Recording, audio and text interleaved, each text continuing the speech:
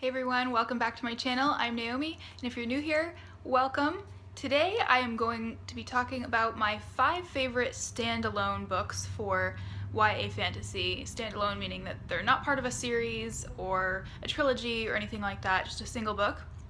And I don't have very many of these on my shelf. When I was looking on my shelves to make this video, I realized that most of the books that I own are part of a trilogy or a longer series. So it was not difficult to pick out of the ones that I had left over that were just single standalones, because I think over time I've gotten rid of a lot of books this year, donated probably almost 100 books over the last year to libraries and things like that to really kind of condense and downsize and make room for new books on my shelves.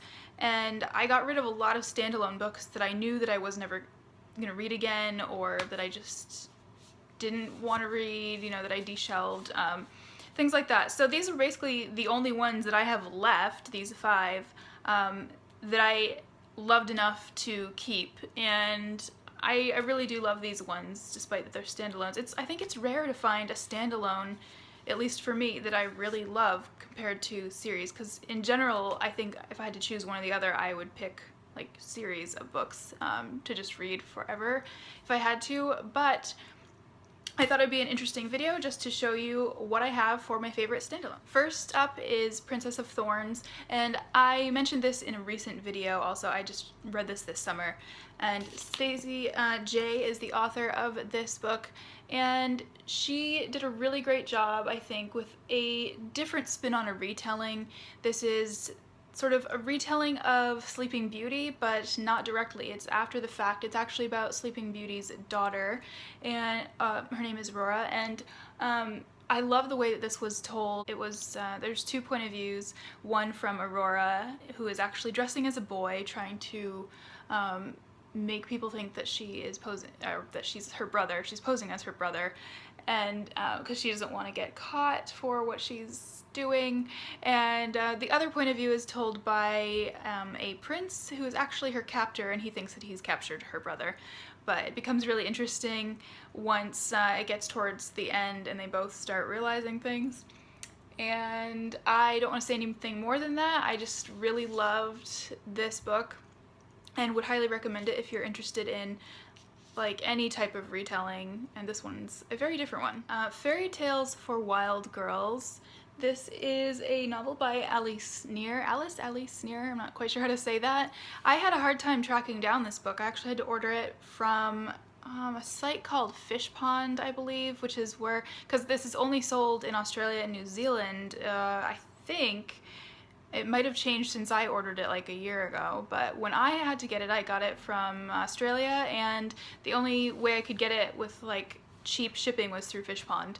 Anyway, this was just a gem of a book that I found and would highly recommend if you can find one without paying, $25 in shipping.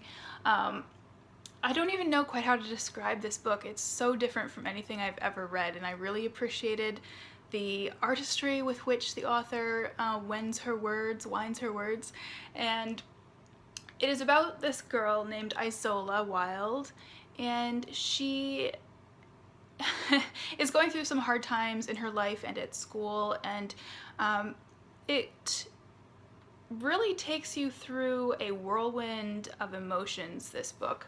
She has a lot of imaginary friends, but then also real friends too, and the line between those is very blurred. So much of the book you're trying to figure out like what is real and what is not, and it also deals with depression in a very interesting way, which I think is we don't see enough of in books, and I just love the way this was told, and I don't want to give anything away about this book, so I won't talk too much on it. It was just a really unique piece of writing, and I love, love, love it. Next up is called The Treachery of Beautiful Things, and this is by Ruth Frances Long. I don't know if this author has written anything else. I'll have to double check again. I think at the time I read this she hadn't, and I really hope that she does if she hasn't already. This was, first of all, gorgeous cover, right? All these books can have really cool covers, but this one was a cover buy, and it paid off because this was just a beautiful story.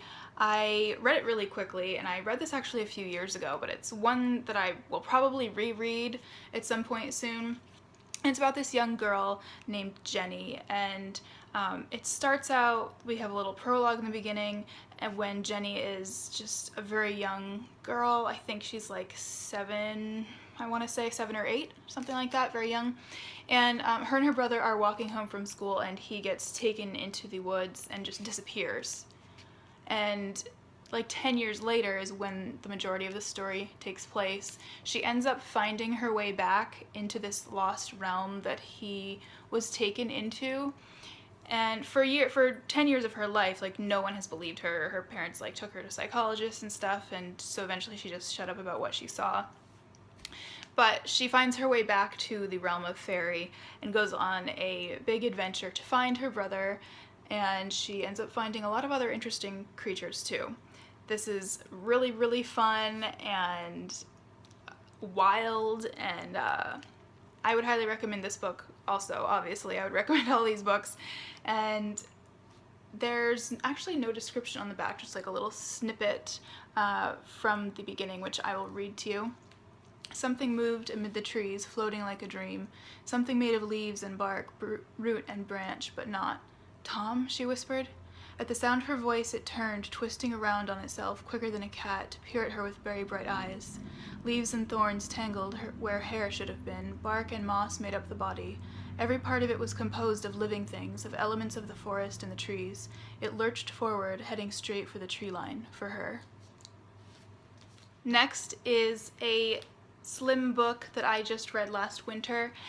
This is called The Fairest of Them All by Carolyn Turgeon, or Carolyn Turgeon, and she is actually, I think, one of the editors for Fairy magazine, which I absolutely adore, and I'll have to do a whole video probably at some point, or at least bring them into one of my videos, my Fairy magazine collection, because I am just a devoted subscriber to that magazine and absolutely love it. The only book I've read so far of hers, and I really enjoyed it. This is a retelling of Rapunzel.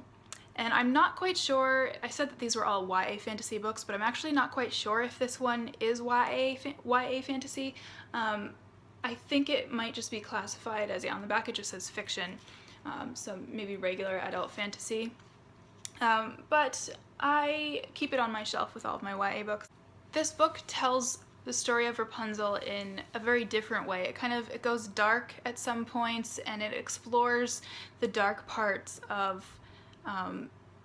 the character. Like, it's not just your sugar-coated, you know, Disney story about Rapunzel. It's much more real than that. And I say real even though it's fantasy, but it is. It explores a much wider range of emotions that Rapunzel, if she were to be real, would have actually gone through. And I just really liked this retelling. It was, I don't know, it had me really immersed in the emotions of the characters and the world that they're in, and the dynamics of, you know, what people go through that are seeking power, but also and seeking love. Like, how far will people go for what they think they want? And if you haven't read this, I haven't really heard anyone talking about this on BookTube, but I would really recommend. I got it on a like discount site or something, so I didn't even pay too much for it, but it's well worth the full price if you ever come across it. And especially if you're interested in retellings, once again. 5 of my favorite fantasy standalones would have to be Entwined by Heather Dixon, and another gorgeous cover. All of these covers are so pretty, especially this one. I love the foil. This was a cover buy, and I seem to have lucked out with, like, I think almost all of these were cover buys, which doesn't always pay off, but these ones really did. And this one is a story, I think this is actually a very loosely based on a really old fairy tale also, and I can't remember the name of it, but there are, I think, 11 sisters in this tale. It's mostly about one of them in particular, but every single night these sisters go into a secret door that appears only at night, and they are swept away into this world where everyone, I think think everyone's wearing masks, so they can't really quite tell who people are, but they dance all night. And they come back and their shoes and their feet are just ruined from dancing all night, and their father is like, "Where have you been?" This was beautiful writing. I love all the details that she put into this, like the gowns and just the dances actually in particular that she describes. She writes them really well, so you can actually picture these dances and this world that they get swept away into. And in her real life, I almost said the actor. Sometimes it feels like I'm watching movies in my head when I read, so I get confused. But the protagonist in this book, the main character, she has a dilemma in her real life too, and she's sort of using this as an escape to escape her real life during the day, but there are obviously going to be consequences that come along with using this magic, and so it is about the balance of that. I won't say anything else about this, but again, I could look at this cover all day. So those are my 5 picks for YA fantasy standalone books. These are all, I think these are all pretty girly books too. Like you could see from the covers, like pretty dresses and things like that, but they're not syrupy. They're actually really, really enchanting tales that sweep you away. So this cover, I'll just show you the covers again in order that I did them. Right? Aren't these so pretty? This one too is, I love the artwork on this cover. And then this one. This is probably actually my least favorite cover, but this is still a nice cover too. Anyway, those are my 5 picks for my top favorites. I would love to have some new favorites in my standalone category. I don't know if any of you have recommendations for that. I'm always looking for great standalones, because sometimes, you know, you get like worn out reading huge series after huge series after huge series, and it can be nice to break it up with a standalone book here and there. And can also be nice to actually read a standalone in addition to when I'm working on a series. Sometimes I do that. So I would love to know, tell me in the comments down below, what are some of your favorite standalone books that are kind of in this fantasy category? They don't have to be YA, but in that sort of category, and we can talk about our favorites down below. I would love to learn about some new favorites that I might check out soon.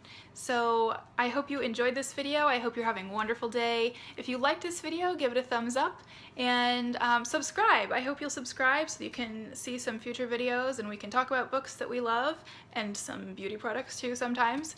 And I hope you have a great rest of your day or evening wherever you are, and I will see you in another video soon.